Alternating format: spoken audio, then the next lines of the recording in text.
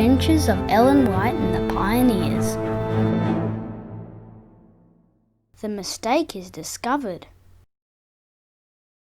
What a great disappointment the Adventists had experienced as they watched the sun sink out of sight on October 22nd, 1844. Their hopes had sunk also.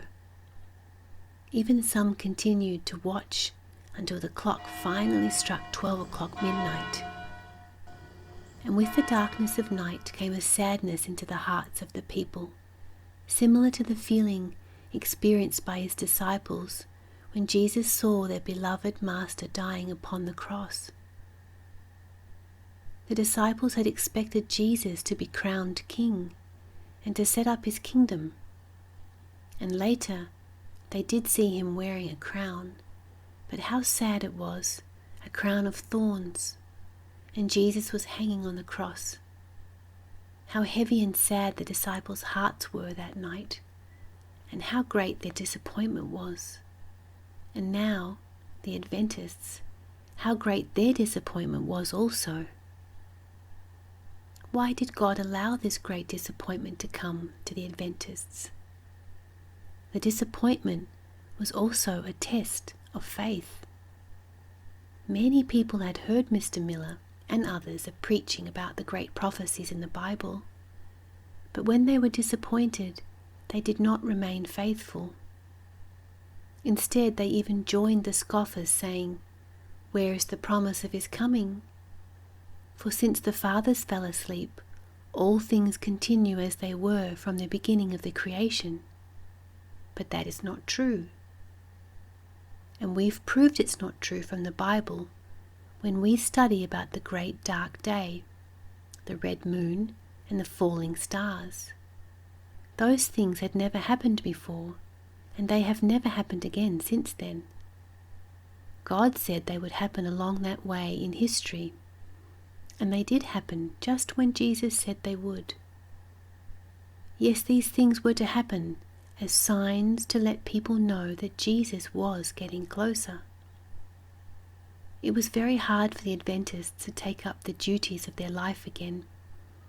They had not made any plans for the future in case Jesus did not come, because they believed he would. But the faithful ones were not worried.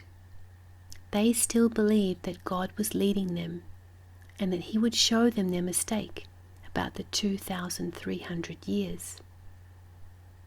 Hiram Edson was the leader of a group of Adventists in New York, and he and the others in the group were so disappointed and sorrowful that when the sun set and the darkness of the night came upon them, they began to cry.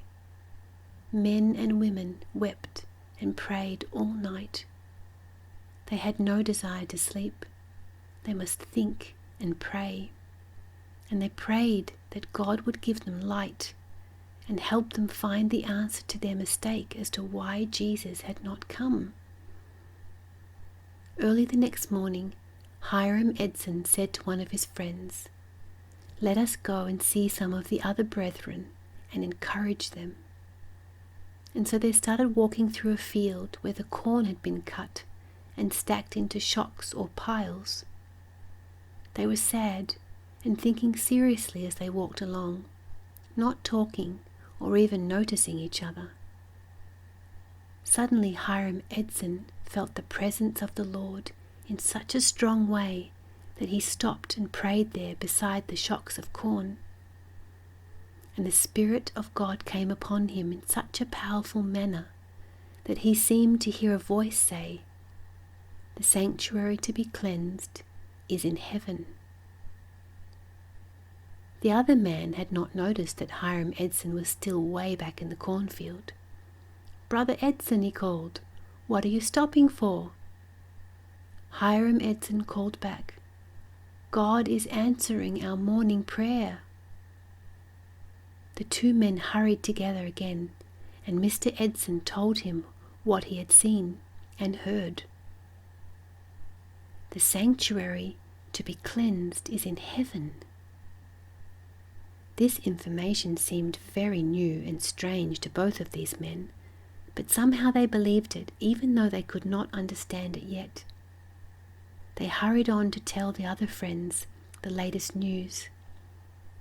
This news brought great courage to the faithful ones when they heard it. But now they must study the whole sanctuary service from the Bible and see just what this cleansing of the sanctuary really meant. As they studied, they found that the word sanctuary means a sacred place where God dwells, and that the Bible never refers to the earth as the sanctuary. Then they realized it was not the earth that was to be cleansed of sin at the end of the 2,300 years, but it was the sanctuary in heaven that was to be cleansed of sin. That means that it was time for Jesus and the angels to start investigating in heaven. It means that thousands and thousands of the angels started helping Jesus in heaven. But whom were they judging? Let's return to Revelation 20 verse 12 and see if we can find out. And I saw the books were opened, and another book was opened, which is the book of life. And the dead were judged out of those things which were written in the books, according to their works. After Jesus is finished judging all the people who have died, then he will start with the records of the people who are still living, because the Bible says that all must appear before the judgment of Jesus. 2 Corinthians 5 verse 10 says, "For we must all appear before the judgment seat of Christ, that every one may receive the things done in his body, according to that he hath done, whether it be good or bad." And all this judging must be finished before Jesus comes.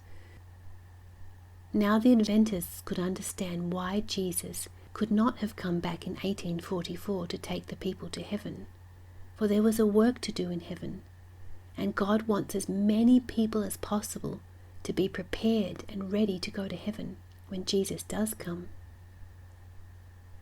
The Adventists were happy to know where they had made their mistake. They knew that God had allowed them to make this mistake so that they would search the Bible and learn these new truths. But what happened to the Adventists after the disappointment? While they were studying these new truths in the Bible, did some of them who had not harvested their crops starve to death? What happened to Mr. Hastings' potato patch? Did his potatoes rot in the ground because he would not let his neighbours dig them for him? No, none of the Adventists starved to death, not even Mr. Hastings. He had said that he wanted his potatoes to preach his faith in Jesus. Well, his potatoes did a better job of preaching than he could have done himself. That autumn, a disease caused all the potatoes to rot that had already been dug up. But the potatoes that had been left in the ground did not rot. So Mr. Hastings had a big supply of potatoes for himself and also for his neighbours who had called him an old fool.